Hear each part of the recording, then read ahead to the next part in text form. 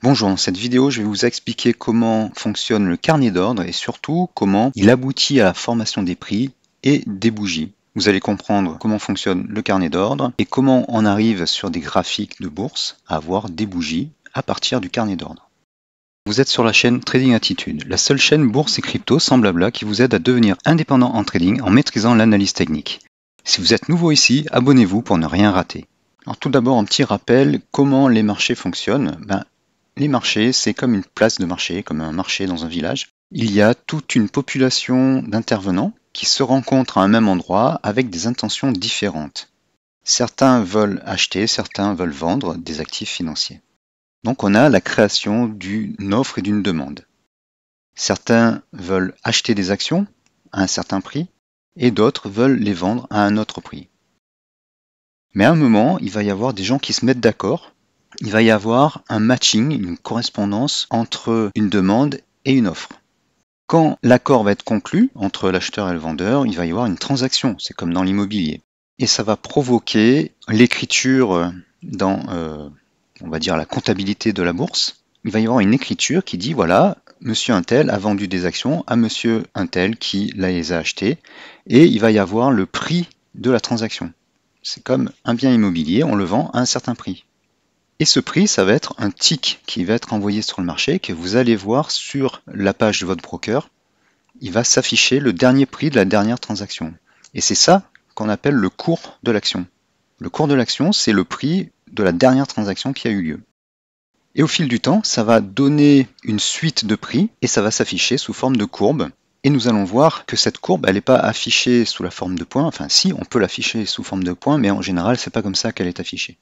En général, elle est affichée sous forme de bougie. Alors, je sais qu'il y a encore des personnes qui affichent les cours de bourse sans les bougies. Je ne comprends pas pourquoi ces gens-là n'affichent pas les bougies ou alors les barres. Vous savez, les barres avec l'ouverture et la clôture. Parce que ces modes de représentation des prix donnent des informations.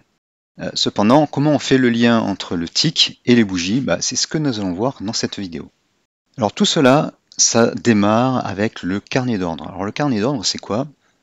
C'est un enregistrement informatique qui enregistre les ordres qui sont en attente. Quand un trader envoie un ordre à la bourse, il va se placer dans le carnet d'ordre, en attendant qu'il y ait une contrepartie, c'est-à-dire qu'il y ait quelqu'un qui veuille acheter ou vendre l'action au même prix. Donc on va avoir les ordres de vente qui sont en haut et les ordres d'achat qui sont en bas. Et donc dans le carnet d'ordre, on voit tous les ordres en cours.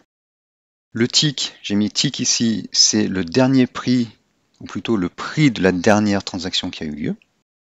On va utiliser ça juste après. Et là, vous avez donc les ordres de vente et les ordres d'achat. Et on a deux notions importantes, c'est le bid et le ask. Alors le ask, c'est le plus petit prix auquel un vendeur est prêt à vendre ses actions. Le bid, c'est le plus haut prix que les acheteurs sont prêts à payer pour acheter l'action. Alors je ne sais pas vous, mais moi j'ai un peu du mal à retenir dans quel sens c'est.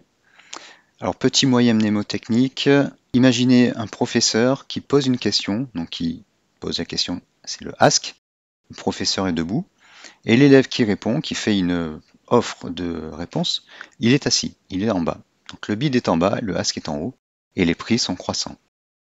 Dans le carnet d'ordre, on a les prix souhaités et la quantité souhaitée. Alors bien sûr, par exemple 1000 ici, c'est plusieurs ordres. Enfin, ça peut être un seul ordre, mais ça peut être aussi plusieurs ordres. La chambre de compensation de la bourse agrège les ordres qui sont au même prix. La différence entre le ask et le bid s'appelle le spread. Et en général, plus le spread est étroit, plus l'action est liquide. Et plus le spread est grand, plus vous perdez de l'argent, enfin c'est moins optimal, parce que imaginez que vous vouliez acheter et revendre instantanément, vous achetez à 102, vous revendez à 101, et vous perdez instantanément 1 euro par action. De même, chez les brokers Forex, souvent, vous avez la possibilité d'afficher sur les cours le ask ou le bid, donc il faut faire attention à ça. Et puis, donc si vous achetez au mieux au ask, et donc pour faire une plus-value, parce que vous allez revendre, comme je disais tout à l'heure, à 101, pour faire une plus-value, il faut que le bid remonte, au moins au niveau du ask, et que l'ensemble des prix se déplace vers le haut. Donc le spread, on en a déjà parlé. Et taker maker, alors ça c'est une notion que j'ai expliquée dans une autre vidéo. Vous pouvez la voir en cliquant sur le lien qui s'affiche en haut à droite de la vidéo. Je vais rapidement rappeler ce que ça veut dire. Quand on place un ordre dans le carnet, c'est-à-dire qu'il n'est pas exécuté tout de suite, donc imaginons que je veuille acheter à 101.5, il n'y a pas de contrepartie, en tout cas dans le carnet d'ordre, et donc l'ordre va se placer ici, le bid va se déplacer vers le haut.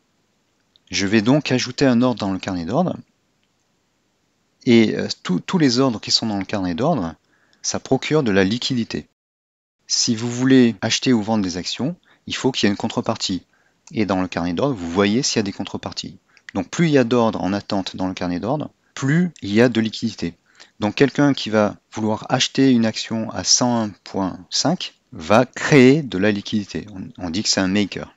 Celui qui va venir acheter par exemple à 102, donc il y a déjà des ordres en attente à 102, donc il va consommer les 1000 ou une partie des 1000 qui sont proposés à 102. Il va détruire de la liquidité puisqu'il y aura moins d'ordre, moins de quantité dans le carnet d'ordre. Et donc lui, il détruit la liquidité, on appelle ça un taker de liquidité. Donc, on est dans cette situation-là, on a la dernière cotation qui s'est faite à 101.5, on a ce carnet d'ordre, voyons ce qui se passe. Si quelqu'un envoie au marché un ordre limite à 102 et il veut acheter 300 actions. Alors l'ordre limite, ça veut dire qu'il ne veut pas payer plus de 102. Or, ça tombe bien parce qu'il y a 1000 actions à vendre à 102. Donc là, je vais considérer les transactions qui se passent dans une bougie. C'est pour ça que là, j'ai mis le départ de la bougie. Le prix de cotation, c'est 101.5. Ça, c'est la clôture de la précédente bougie.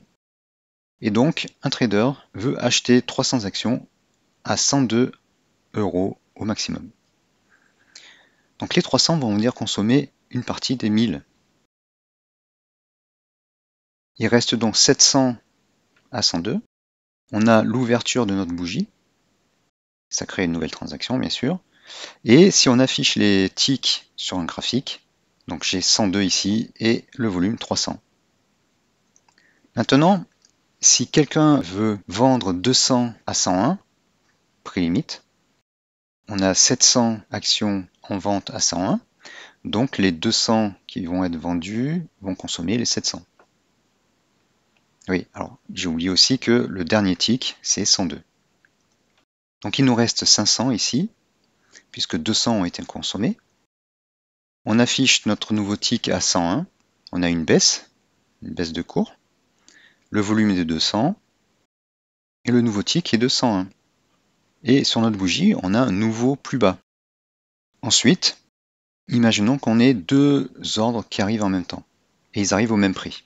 Donc ils arrivent tous les deux au prix de 101.5. Un vendeur veut vendre 350 actions à 101.5 au plus bas, et l'acheteur veut acheter 250 actions à 101.5 au plus haut. Donc ce sont les mêmes prix, donc l'acheteur va acheter 250 de 350 et il va rester 100. Le ask se déplace puisque maintenant on a un ordre en attente de 100 actions à 101.5. C'est les 100 actions qui restent que le vendeur voulait vendre parmi ces 350 actions. Par contre, comme on était à 101 et que le nouveau tick c'est 101.5, eh bien on a une transaction qui monte.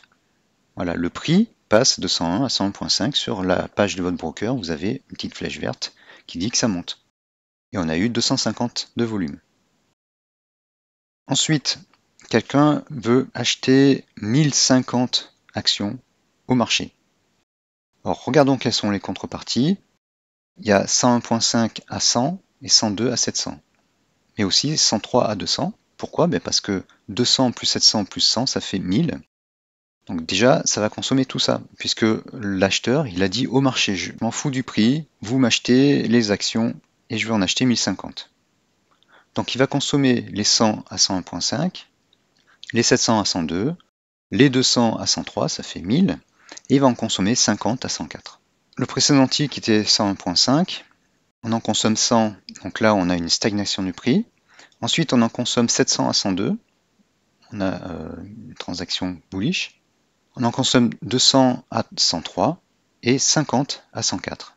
Il en reste 50 à 104 et le nouveau ask est à 104. On a un gros écart ici.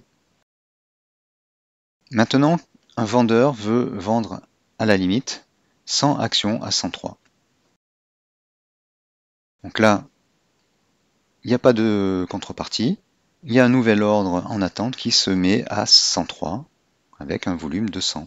Et donc le nouveau ask devient 103. Par contre, il n'y a pas de nouvelles transactions, pas de nouveau tick, pas de nouvelles transactions. Maintenant, quelqu'un veut acheter 120 actions à 103 au maximum. Ça tombe bien, il y a 100 actions à vendre à 103. Par contre, il va en acheter 20. Alors comment on va faire? Eh bien, les 100 à 103 sont consommés, donc ça fait une transaction à 103, d'un volume de 100. Mais il reste 20 à acheter, et elles viennent se placer au bid, puisque 103 c'est supérieur au bid précédent.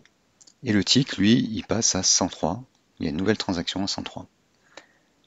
C'est la dernière transaction sur notre bougie, par exemple une bougie d'une minute. Et donc c'est le close de notre bougie. Et le 104 devient le plus haut. Résumons tout ce qui s'est passé dans une bougie.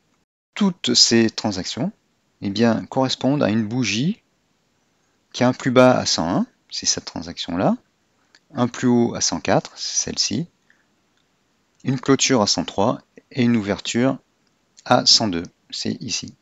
Voilà comment le carnet d'ordre et les transactions qui se passent dans le carnet d'ordre forment des ticks et qu'après on peut prendre tous les ticks. Alors l'intervalle entre chaque tick peut être de quelques secondes à quelques minutes sur les actions peu liquides et ça peut être plusieurs par seconde sur les actions très très liquides. Les brokers en fait ils reçoivent toutes les transactions, c'est-à-dire tous les ticks de la part de la bourse et après ils agrègent ces ticks pour vous donner des bougies ou des barres sur une seconde, 30 secondes, une minute, une heure, un jour. On prend tous les ticks, tous les prix des transactions qui sont dans un intervalle de temps donné et on les met sur une bougie. Voilà, donc par exemple, c'est un peu comme des seaux sur une chaîne de montage dans une usine. Les ronds, ce sont des ticks et les unités de temps, ce sont des petits seaux. Et on met tous les ticks qui correspondent à un intervalle de temps dans un seau et ça donne des bougies. Voilà une autre façon de représenter ça. On regroupe tous les ticks par des intervalles de temps qui peuvent être une seconde, une minute, 5 minutes, une heure, un jour, une semaine. Et chaque fois on calcule l'ouverture, la clôture, le plus haut, le plus bas. Et c'est ce qu'on voit sur les graphiques. Soit on peut voir des ticks, bon, c'est très rare, soit on voit des courbes, des lignes qui relient les ticks, soit des barres, soit des bougies. Après, il y a d'autres styles de bougies aussi, un peu plus complexes, mais le principe, c'est celui-ci. Voilà, nous avons expliqué dans cette vidéo comment fonctionnait le carnet d'ordre, comment cela donnait naissance à des transactions, comment ces transactions permettent de publier un prix, un tick, et comment on regroupe les ticks pour afficher des barres ou des bougies sur les graphiques. Voilà, j'espère que cette vidéo vous a plu. Si vous voulez aller plus loin, je vous conseille d'aller sur mon blog trading-attitude.com et de vous inscrire à ma mailing list, soit par la pop-up qui apparaît ici, soit en haut de chaque page, vous avez un formulaire, donc vous saisissez votre meilleure adresse email et vous recevrez non seulement 20 fiches gratuites, mais en fait ça sera 165, et aussi un cours gratuit, entièrement gratuit, sur 30 jours, dans lequel je vous donnerai tout ce qu'il faut savoir et pas plus pour apprendre la bourse, apprendre le trading. Au bout de ces 30 jours, vous saurez quoi faire pour investir et trader en bourse. C'est entièrement gratuit, donc profitez-en et j'espère vous retrouver de l'autre côté. Merci d'avoir regardé cette vidéo et à bientôt.